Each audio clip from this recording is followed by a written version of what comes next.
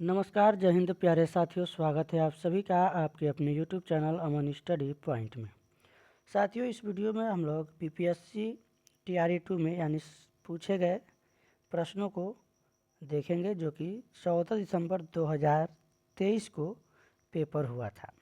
तो सामान्य अध्ययन के प्रश्नों को हम लोग इस वीडियो में देखने वाले हैं। तो चलिए शुरू करते हैं वीडियो को।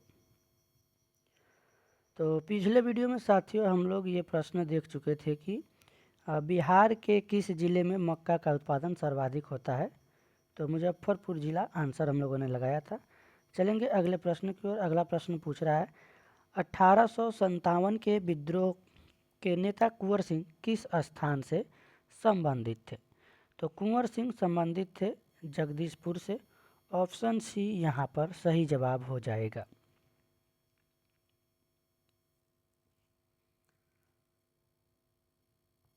अगला प्रश्न है आपके स्क्रीन पर कि सन 1876 में इंडियन एसोसिएशन की स्थापना किसने की थी। तो इंडियन एसोसिएशन की स्थापना 1876 में सुरेंद्रनाथ बनर्जी ने की थी। ऑप्शन सी यहाँ पर इस प्रश्न का सही जवाब हो जाएगा। और सुरेंद्रनाथ बनर्जी को राष्ट्रगुरु के नाम से भी जाना जाता है, ये आप लोग याद रखिएगा। अगला प्रश्न है विदेश में भारतीय राष्ट्रीय ध्वज प्रथम बार किसने फहराया था।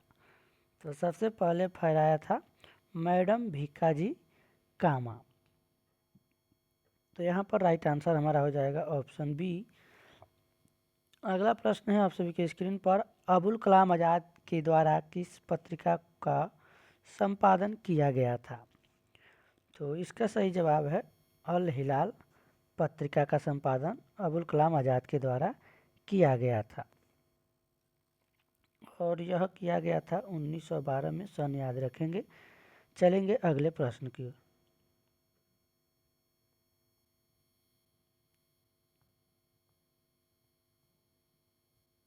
अगला प्रश्न है Mahatma Gandhi and Bihar some reminiscences के लेखक कौन थे।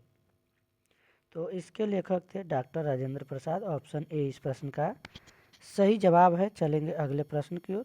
ऑल इंडिया किसान सभा के पहले अधिवेशन में कौन अध्यक्ष थे। तो ऑल इंडिया किसान सभा के पहले अधिवेशन में जो अध्यक्ष थे वह थे साथियों सहजानंद सरस्वती। ऑप्शन बी इसका सही जवाब हो जाएगा। चलेंगे अगले प्रश्न की ओर। देखेंगे अगले प्रश्न को। तो पटना महिला महाविद्यालय कब स्थापित हुआ। तो यह स्थापित हुआ था 1940 ईस्वी में। तो बी के साथ आंसर जाएगा। चलेंगे अगले प्रश्न की ओर। तो साथियों हम लोग प्रीवियस ईयर क्वेश्चन पेपर से प्रश्नों को देख रहे हैं, जो कि सामान्य अध्ययन में पूछे गए हैं। ये तीसरा पार्ट है। इसके पहले हम लोगों ने पार्ट 1 में हिंदी और अंग्रेजी के प्रश्नों का वीडियो बनाया था। अगर आपने नहीं देखा है तो उस पार्ट को जाकर एक बार देख लीजिएगा वीडियो का स्पीड बढ़ा के। अगला प्रश्न है कि अंतरिम सरकार में डॉक्टर राजेंद्र प्रसाद के पास कौन सा विभाग था। तो इनके पास जो विभाग था वह था खाद्य एवं कृषि विभाग। आंसर जाएगा ऑप्शन सी के साथ। अगला प्रश्न है साथियों आप सभी के स्क्रीन पर किस वर्ष ऑल इंडिया वुमेन्स कॉन्फ्रेंस की स्थापना की गई। तो यह की गई थी वर्ष 1927 ईस्वी में। तो इस प्रश्न का सही जवाब है ऑप्शन सी। चलेंगे अगले प्रश्न की ओर। और अगला प्रश्न है साथियों आपके स्क्रीन पर बंगाल विभाजन 16 अक्टूबर 1905 को किस दिवस के रूप में मनाया गया था। तो इसको साथियों मनाया गया था शोक दिवस के रूप में। ऑप्शन सी यहाँ पर सही जवाब हो जाएगा। चलेंगे अगले प्रश्न की ओर। अगला प्रश्न है किस आंदोलन के दौरान बिहार विद्यापीठ की स्थापना की गई। तो इस आंदोलन का नाम था असहयोग आंदोलन। ऑप्शन बी सही जवाब हो जाएगा। असहयोग आंदोलन के दौरान बिहार विद्यापीठ की स्थापना की गई। अगला प्रश्न 1917 में चंपारण आने का निमंत्रण महात्मा गांधी को किसने दिया था। तो 1917 में चंपारण आने का निमंत्रण जो है महात्मा गांधी को राजकुमार शुक्ल ने दिया था। आंसर ऑप्शन ए हो जाएगा। चलेंगे अगले प्रश्न की ओर। और अगला प्रश्न है आपके स्क्रीन पर, द व्हील ऑफ हिस्ट्री यानी इतिहास के पहिए नामक पुस्तक किसके द्वारा रचित थी? तो यह पुस्तक रचित थी साथियों राम मनोहर लोहिया के द्वारा। तो ऑप्शन बी इस प्रश्न का सही जवाब हो जाएगा। राम मनोहर लोहिया का जन्म 23 मार्च 1910 ईस्वी को अकबरपुर में हुआ था, जो कि उत्तर प्रदेश में है। तो 23 मार्च 1910 याद रखिएगा। चलेंगे अगले प्रश्न की ओर, देखेंगे अगले प्रश्न को।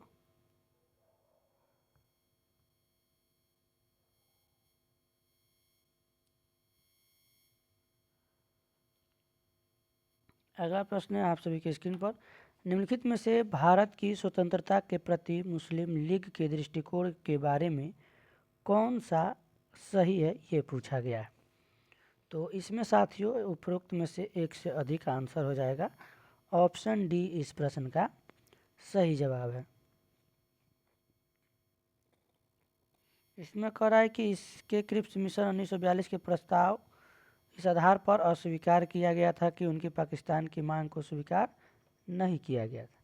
और इसमें दिया गया है कि इसने वेबल योजना 1945 को अस्वीकृति किया क्योंकि उनकी स्वतंत्र पाकिस्तान की मांग को यह कमज़ोर कर सकती थी।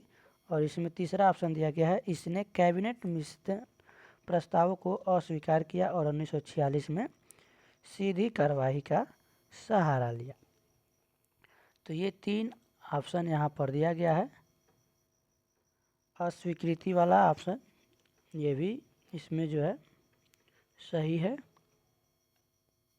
और इसमें जो अस्वीकार किया गया 1946 ये भी कथन सही है, और ये भी जो है अस्वीकार नहीं किया गया था। तो इसलिए एक से अधिक हो जाएगा, यानी उपरोक्त में से एक से अधिक। तो अगला प्रश्न है आपका स्क्रीन पर, निम्नलिखित में से कौन सा भारत के मूल अधिकारों के बारे में सही है? तो यहाँ पर भी आपका आंसर डी होगा, उपरोक्त में से एक से अधिक। तो अगर वीडियो थोड़ी सी बड़ी होती है तो वीडियो का स्पीड आप लोग बढ़ा के पूरे प्रश्न जरूर देखिएगा, पूरे प्रश्न देखने ज़रूरी है।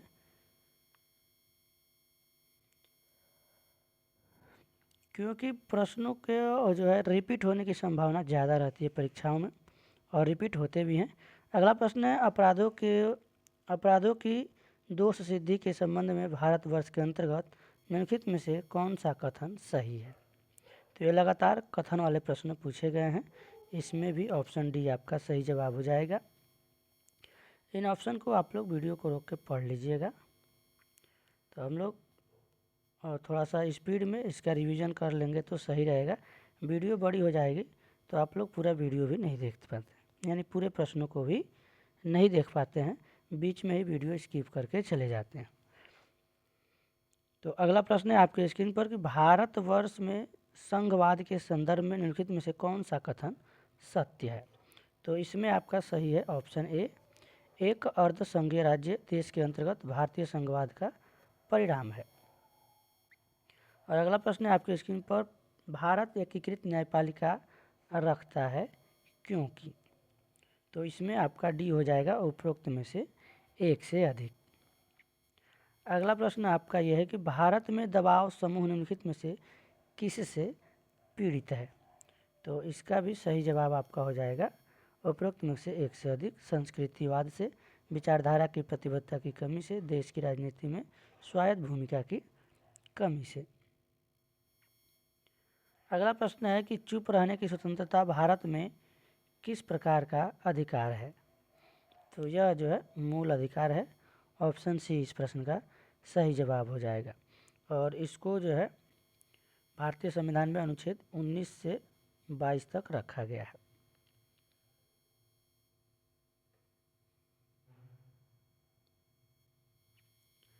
अब अगला प्रश्न आपका दिया गया है सूची, इसमें कूट है, मिलान करना है। तो पहले प्रश्न को देखते हैं, फिर हम लोग कूट को देखेंगे। सूची 1 को सूची 2 से सुमेलित कीजिए तथा सूचियों के नीचे दिए गए कूट से सही उत्तर का चयन कीजिए। तो यहाँ पर देखेंगे, कार्य क्या न्यायसंगत एवं मानवोचित दशाएं, ये अनुच्छेद 42 में जाएगा, यानी ए जाएगा 2 के साथ। और कर्मकारों का निर्वाह मजदूरी, ये जाएगा अनुच्छेद 43 के साथ, तो ये जाएगा फर्स्ट के साथ। और समान सिविल संहिता, अब यहाँ पर हम लोग देख लेते हैं 2 और 1 कहाँ दिया गया है, ए बी के नीचे। तो ए बी के नीचे 2 और 1 आप देख रहे हैं केवल ऑप्शन ए में दिया गया है, तो ए वाला हमारा आंसर हो जाएगा। अब यहाँ से आप लोग देख सकते हैं जो सी का है वो हो जाएगा समान सिविल संहिता, तो सी का 4 हो जाएगा। और राष्ट्रीय महत्व के स्थान एवं वस्तुओं के संरक्षण, अनुच्छेद 49 यानी कि 49, तो ये थर्ड के साथ चला जाएगा। और अगला प्रश्न है आपके स्क्रीन पर, निम्नलिखित में से भारत में जिला नियोजन समितियों का मुख्य उद्देश्य कौन सा है? तो इसमें मुख्य उद्देश्य पूछा गया है, इसका जो आंसर होगा आपका ऑप्शन डी हो जाएगा। चलेंगे अगले प्रश्न की ओर। दूरदर्शन का ध्येय वाक्य है, तो दूरदर्शन का ध्येय वाक्य आप लोगों ने नेशनल जो चैनल है आपने देखा होगा टीवी पर, दूरदर्शन जो प्रोग्राम आता है, तो उसका जो ध्येय वाक्य है वो है सत्यम शिवम सुंदरम, तो ऑप्शन बी सही जवाब हो जाएगा। अगला प्रश्न है, भगवान महावीर वन्य जीव अभ्यारण्य कहाँ स्थित है? तो ईवीएस, ये पर्यावरण कहिए या फिर ईवीएस कहिए, इससे प्रश्न पूछा गया है। इसका सही जवाब है ऑप्शन सी, यह जो है गोवा में है।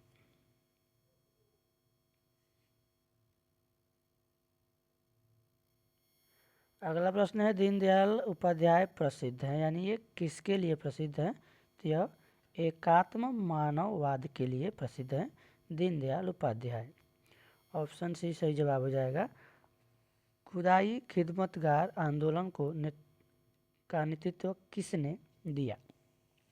तो इसको नेतृत्व दिया खान अब्दुल गफ्फार खान ने, ऑप्शन यहाँ पर बी सही जवाब हो जाएगा। जनजातीय गौरव दिवस कब से शुरू किया गया? तो जनजातीय गौरव दिवस 15 नवंबर 2021 से शुरू किया गया, ऑप्शन यहाँ पर आपका सी सही जवाब हो जाएगा। सी के साथ आंसर लगा देंगे। कौन सा राज्य सर्वाधिक बाजरा उत्पादित करता है? तो सर्वाधिक बाजरा उत्पादित करने वाला राज्य है राजस्थान, जिसकी राजधानी है जयपुर। अगला प्रश्न है साथियों आपके स्क्रीन पर, सेल जिनमें जीवाश्म पाए जाते हैं। तो जो सेल होते हैं, यानी कयांत्रित सेल है कि अवसादी सेल है, आग्नेय सेल है, ये पूछा गया है। तो ये सेल के प्रकार हैं, तो सही जवाब आपका हो जाएगा अवसादी सेल हैं, जो अवसादी सेल में जीवाश्म पाए जाते हैं। और जो आग्नेय सेल है इसमें जीवाश्म नहीं पाए जाते हैं, ये इनमें अंतर है। अगला प्रश्न है, चाप झील ऑक्सबो झील पाई जाती है, यानी ये कहाँ पे पाई जाती है?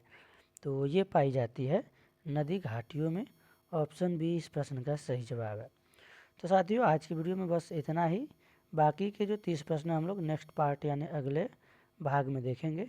आज का वीडियो अगर पसंद आया हो तो एक बार वीडियो को लाइक और शेयर कर दीजिएगा, और चैनल पर पहली बार हैं तो चैनल को सब्सक्राइब कर लीजिएगा, और जो बेल नोटिफिकेशन आइकन है उसको प्रेस कर दीजिएगा, ताकि कोई भी नोटिफिकेशन आप सभी तक पहुंच सके। तो मिलते हैं नेक्स्ट वीडियो में, तब तक के लिए धन्यवाद। जय हिंद।